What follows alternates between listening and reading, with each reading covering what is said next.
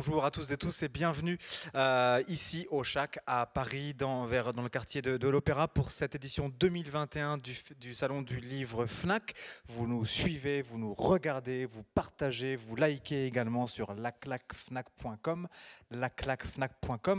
Donc pour cette édition 2021 du Salon du Livre de la FNAC, la table ronde que vous suivez s'appelle Genèse et jeunesse des premiers romans, car nous avons donc deux primo-romancières de cette rentrée 2021. À ma gauche, c'est assise Timothée Stanculescu. Vous venez nous voir pour L'éblouissement des petites filles, qui est sorti en cette fin août aux éditions Flammarion. À ma droite, c'est posé Salomé Kiner, qui vient vous voir pour la Grande Couronne, pour Grande Couronne même, puisque c'est ce qui délimite la région francilienne de l'Île-de-France, mais c'est aussi ce qui titre votre roman, Grande Couronne au singulier. Deux premiers romans, plusieurs points communs entre eux, on va le découvrir, mais je voulais d'abord vous poser une question. Alors on vous l'a sans doute posée 1000 fois, je serai sans doute le 1001e et je ne serai même sûrement pas le dernier à vous la poser, mais c'est une question qu'on pose souvent à des auteurs et des autrices de premiers romans, puisque c'est la première fois que vous racontez Il était une fois quelque chose. Qu'est-ce qui a été le déclic pour que là, en ces années, sûrement 2018, 2019, 2020, vous écriviez ce premier roman paru en 2021, qui est donc pour l'une comme pour l'autre la première fois que vous écrivez Il était une fois quelque chose. Quel a été le déclic? Commence qui veut. Je pense qu'un Salomé roman, Kiner. un roman, ça s'écrit pas en un jour, donc c'est un projet qui est un petit peu plus ancien. Moi, personnellement, je pense que c'est plus je quittais l'adolescence et plus j'avais envie peut-être d'en retenir quelque chose et donc la prolonger, enfin peut-être pas la prolonger, mais en tout cas l'immortaliser par la fiction me paraissait une belle manière de la quitter, de lui dire au revoir peut-être. Et vous, Timothée Stanculescu? Alors moi aussi, Le c'est un déclic. projet qui m'a pris plusieurs années. L'adolescence était déjà un peu plus lointaine quand j'ai commencé à l'écrire. Donc justement, c'était un âge où je commençais un peu à me retourner, regarder dans le rétro vers l'adolescence. Et j'avais fini mes études de cinéma et de scénario à ce moment-là. Et j'avais envie d'un espace de liberté et d'écrire un roman plutôt que du scénario, qui était ce que j'écrivais exclusivement à ce moment-là. Et pourquoi vous aviez envie d'écrire un roman plus qu'un scénario? Parce que quand j'étais petite, je voulais être écrivain avant de découvrir le cinéma et de faire des études de scénario. Et j'avais envie de retrouver, parce que ça faisait très longtemps que je n'avais pas écrit quelque chose de littéraire. Alors, je vais pitcher très très rapidement vos romans respectifs pour qu'on voit aussi ce qui les unit et ce qui vous unit donc sur le plateau ici de la FNAC au Chac. Pour ce qui est de l'éblouissement des petites filles, nous sommes dans les années 2000, quelque part dans le centre de la France, un village, on verra que le nom est fictif mais que le village existe en vrai. Des adolescents et surtout une adolescente en gros de 15-16 ans si mes souvenirs sont bons. Dans la bourgade où cela se passe, il y a un fait divers, une disparition, et c'est ce qui va commencer à faire trembler un peu le réel chez ces gens, chez les habitants et les habitantes, et chez nos personnages qui, en plus de ça, vont vivre forcément leur vie d'adolescente, donc leurs premiers émois. Il y a quelqu'un de la bande qui l'a fait pour la première fois, enfin même qui l'a fait tout court, qui a fait l'amour pour la première fois. Et c'est ces histoires-là et tout ce qui tremble un peu dans leur réel et dans leurs âges et dans leur génération et donc dans leur bande que vous chroniquez et donc que vous racontez. En gros, c'est ça. Donc, année 2000, France rurale, dira-t-on. On est dans la France francilienne, c'est le cas de le dire, puisqu'on est quelque part dans le nord-ouest de la région parisienne, dans ce moment où la banlieue devient aussi pavillonnaire. On est dans ce qui s'est appelé sociologiquement, surtout depuis les gilets jaunes, la France périphérique, la fameuse France périphérique, que David Lopez, d'ailleurs, près du Livre Inter il y a 2 ans, avait également dans le même genre de contrées mise en fiction qu'Anthony Bélanger, mais également en fiction dans les mêmes contrées. Vous y revenez parce que la Grande Couronne, c'est la zone 5 et la zone 6 de la RATP, du métro à Paris. On est dans les années 90 par contre chez vous, donc on est 10 ans avant. On est chez des gens, et surtout l'héroïne qui a 14 ans au moment où on la rencontre. Et elle aussi, ça va être tout ce qui va dans sa génération, dans sa bande de copains et dans son collège, puisqu'elle est collégienne, trembler un peu, changer un peu.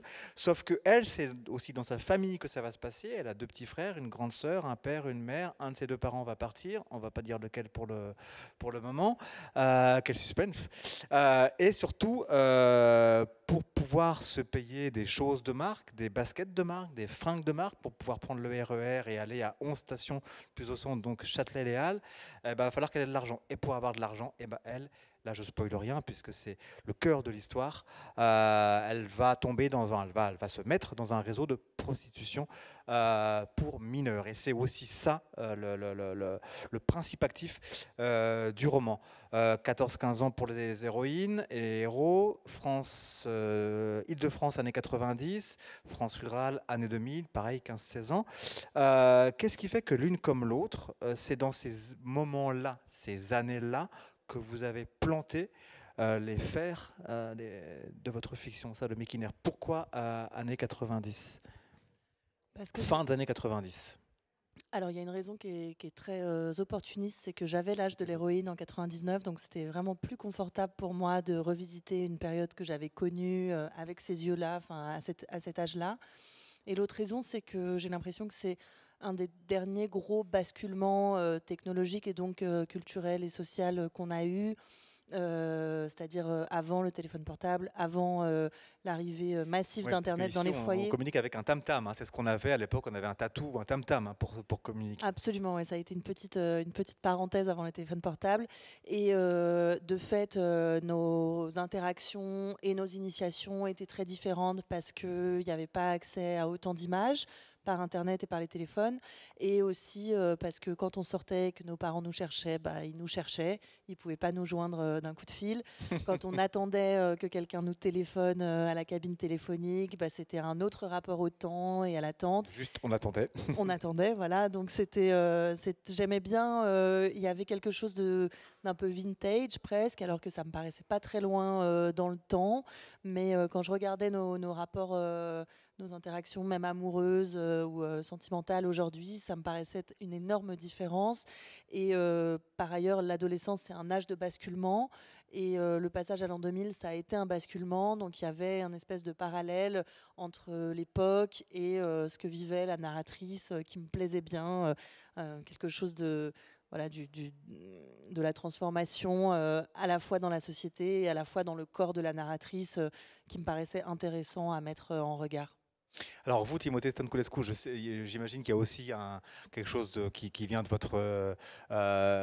votre vie à vous, puisque vous êtes né en Charente-Maritime. Il se trouve que le village où ça se passe, non ? Non, je suis née à Paris. Ah pardon, excusez-moi. Vous avez grandi, pardon. J'ai grandi quand j'étais petite, on s'est installé là-bas. Voilà. Et le village où ça se passe s'appelle Cressac, qui n'existe pas en vrai, mais qui se situe en Charente-Maritime, qui existe en vrai. Par contre, qu'est-ce qui fait que c'est outre ce fait autobiographique, qu'est-ce qui fait que c'est là que vous avez quand même tenu, mine de rien, ça coûte pas forcément de source que le premier roman, on le met là où on a grandi. Pourquoi du coup ? Alors déjà, je voulais raconter une histoire qui se passe à la campagne, parce que moi, ça me tient à cœur de raconter des histoires qui se passent ailleurs que dans Paris. Et de représenter aussi la jeunesse rurale, parce que je trouve qu'on n'est pas suffisamment représenté alors qu'on existe. Et puis pour un premier roman, souvent on écrit à côté de sa main. Donc moi, quand j'étais adolescente, j'ai beaucoup fantasmé. Si on était resté vivre en région parisienne, ma vie aurait été comme ceci, comme cela, parce que je me suis beaucoup ennuyée. Mais en fait, je voulais pas écrire dessus parce que j'ai pas grandi à Paris, donc j'aurais pas su comment le raconter. Et ça me tenait à cœur de raconter aussi comment ça se passe. Et cette sensation d'enfermement, parce qu'on n'a pas les transports en commun, on n'a pas son permis, on ne peut pas se déplacer, on est tributaire de ses parents pour aller quelque part et nous emmener en voiture. Voilà. Et de la même manière que Salomé, moi, c'est à l'époque où j'avais l'âge de Justine, en 2006. Parce que je pense qu'aujourd'hui, ça a beaucoup changé aussi à la campagne. L'ennui ne doit pas être le même parce que y a les portables, il y a Internet. Moi, quand j'avais 16 ans, il n'y avait pas YouTube, il n'y avait pas de réseaux sociaux. Par contre, vous, il y avait déjà les téléphones portables. Il y avait déjà Donc les on avait un téléphones forfait, portables. machin. Mais pas avec les le images, crédit limité, voilà. il n'y avait pas l'accès à Internet était très limité. Et voilà, j'avais envie de retrouver ça et de plonger mon héroïne dans ce que j'avais connu aussi. Vous disiez à l'instant, j'avais pas envie de faire un roman qui se passe à Paris. Pourquoi ? Je trouve qu'il y a beaucoup d'histoires qui se passent à Paris. Parce que moi, comme j'ai grandi à la campagne, j'avais envie de parler de cet endroit. Quand j'étais adolescente, il y a eu une période où je détestais cet endroit. Comme Justine, j'en avais marre de vivre là-bas. Mais maintenant, je me rends compte que c'est un décor qui est très intéressant, avec une mentalité qui est particulière. La mentalité du village, la communauté, et par rapport à ce que je voulais raconter sur les dynamiques sociales entre les personnages et la manière dont la disparition d'Océane aussi se répercute dans cette communauté. Alors là, pour le coup, votre roman ne se passe pas non plus à Paris, mais justement, il se passe dans cette ailleurs qu'à Paris, qui n'est pas encore la province. Est-ce que là aussi, vous y avez passé une partie de votre jeunesse ? Est-ce que c'était aussi pour les mêmes raisons d'ancrage autobiographique et local que Timothée Stanculescu ? Alors oui, ça se passe. Je suis née, j'ai grandi en région parisienne. Je crois aussi que c'était parce que je voulais travailler sur la notion de marge et de périphérie et de centre et de périphérie et la manière dont, quand on est adolescent, en général, on se sent exclu, quel que soit le lieu où on appartient, on se sent toujours exclu du groupe, de la bande. On a toujours envie d'appartenir à quelque chose et on essaye. On s'accroche un petit peu pour rejoindre ça. Et donc, ça me plaisait, cette idée de toujours... la narratrice du roman, elle est toujours sur le parking de la gare et elle regarde les trains qui passent et elle monte jamais dans ses trains et elle fantasme. En fait, c'est Paris, mais ça pourrait être ailleurs. C'est juste l'endroit qu'on a envie, à partir d'où est-ce qu'on a envie d'échapper et qu'est-ce qu'on a envie de rejoindre. Alors, ça peut être Paris, ça peut être n'importe quoi. C'est la projection, en fait, qu'on se fait de la liberté quand on est juste avant d'atteindre la majorité. Et comme disait Woody Allen, l'éternité, c'est long, surtout vers la fin. Et donc, c'est vraiment les dernières années où on se dit, voilà, je vais jamais y arriver à ces foutus 18 ans. Et donc, voilà, c'était cette idée de se sentir juste un tout petit peu en dehors. Et là, elle se sent un tout petit peu en dehors de Paris. C'est pas loin. Elle voit la gare du Nord presque depuis là où elle est. Elle peut compter les stations. Mais en même temps, c'est inatteignable, c'est inaccessible.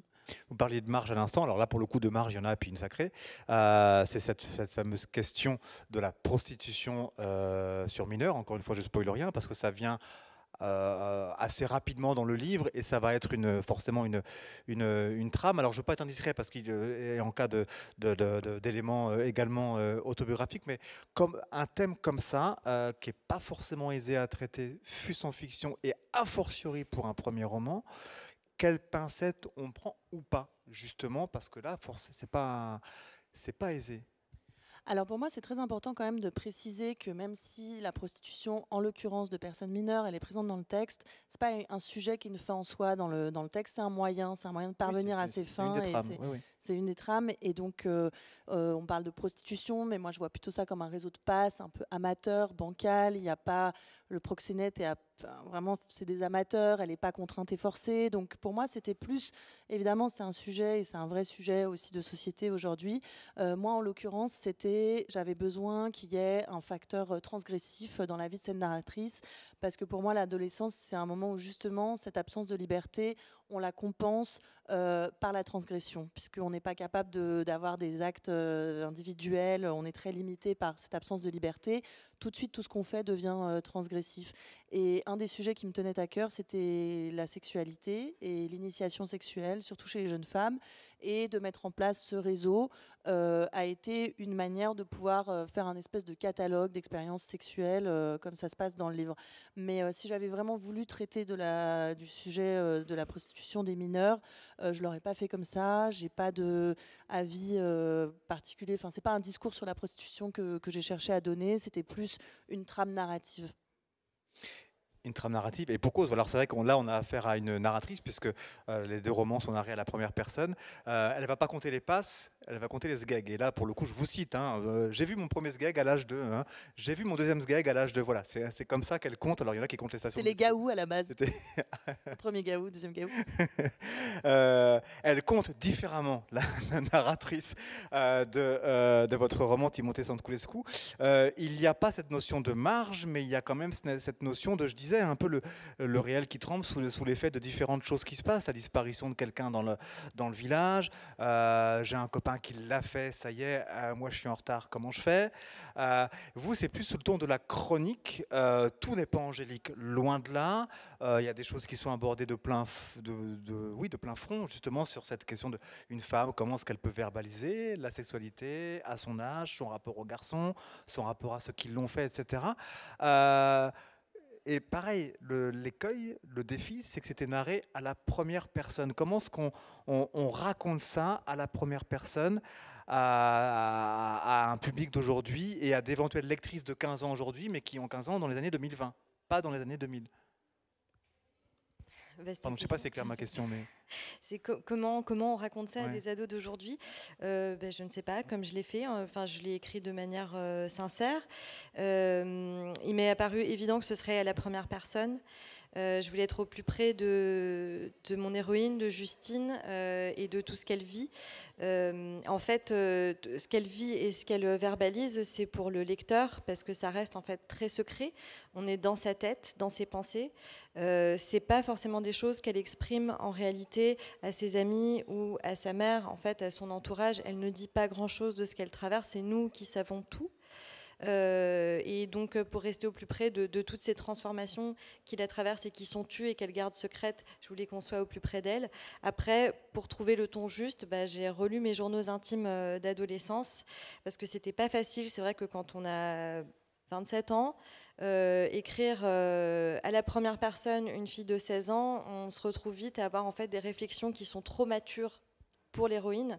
Donc j'ai relu mes journaux intimes et ça m'a replongée dans ma propre adolescence parce qu'il y a beaucoup de choses qu'on oublie et qu'on oublie très vite quand on est adulte.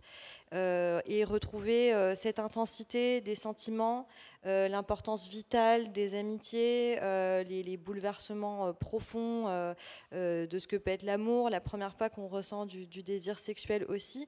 Et c'est quelque chose qu'on oublie quand on est adulte, mais quand on est adolescent et qu'on passe de enfant et avec la puberté à adolescent et que pour la première fois de notre vie on est troublé physiquement par quelqu'un, c'est terrifiant. Après, quand on est adulte, on a l'habitude, on a désiré plein de personnes. Mais quand on est adolescent, c'est étrange. Et tomber amoureux vraiment comme ça, c'est étrange. Et puis, dans les rapports aussi avec les parents, la cruauté qu'on peut avoir, parce qu'il y a des parents qui ne comprennent pas leurs ados, mais en réalité, les ados, ils ne comprennent pas leurs parents non plus. Et mon héroïne ne comprend pas bien ses parents.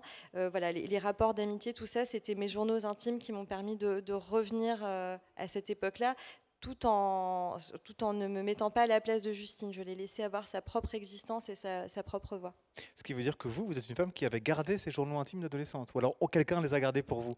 Et moi, j'ai tout gardé. Moi, j'ai plein de carnets, plein de journaux intimes. Je garde tout. Vous aussi, vous gardez tout parce que vous aussi, c'est narré à la première personne.